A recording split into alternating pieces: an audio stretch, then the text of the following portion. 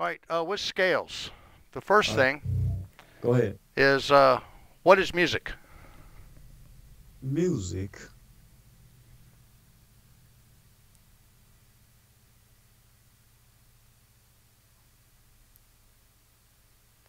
As a concept. Okay. Well, how would you respond to that? Oh, I didn't say anything. I mean, how would you? I mean, how? Oh, uh, it's sound, language. Uh, All right, it's a lang. a It's a language language. is what we're looking for. It is a language. That's what music is. It's communication based on emotion. The player feels, plays, the listener hears, feels. And that's Hmm. it. It's communicating feelings through the use of sounds. All right. So looking at music in that way and all the things that you work on, both with harmony, reading, or any of that stuff, it's good to equate it to what you already know how to do because it's really the same thing conceptually. The only real difference between music and the spoken language is that there's no intellect involved in the communication process. It's communicating feelings through the use of sounds. The other big difference is the bass is what's producing the sounds for the language, like your vocal cords. That's what the bass is. It's just making the sound, right? So the bass playing is not in the bass, right? It's in you. Hmm. The notes are the alphabet and or vocabulary for the language of music.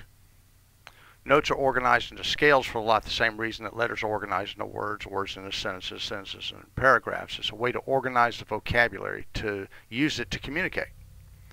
So I recommend looking at scales as an organizational process for your note choices for what you want to play.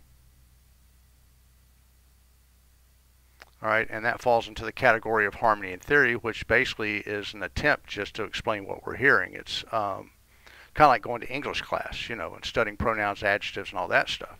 It's a technical description of the language, right? But you don't think about that stuff when you talk. You just talk. But if I stopped you mid-sentence on a word and said, "Well, how do you spell that word?" You'd probably be able to tell me, right? You Hmm. know it, but you're not thinking about it when you actually, play. Just as if I were playing. Um,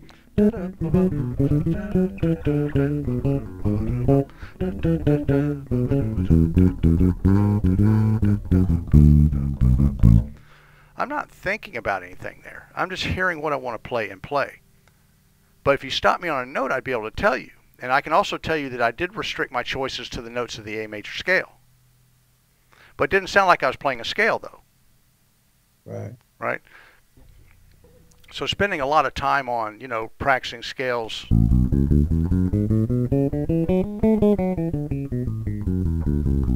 that way is really not going to serve you very well.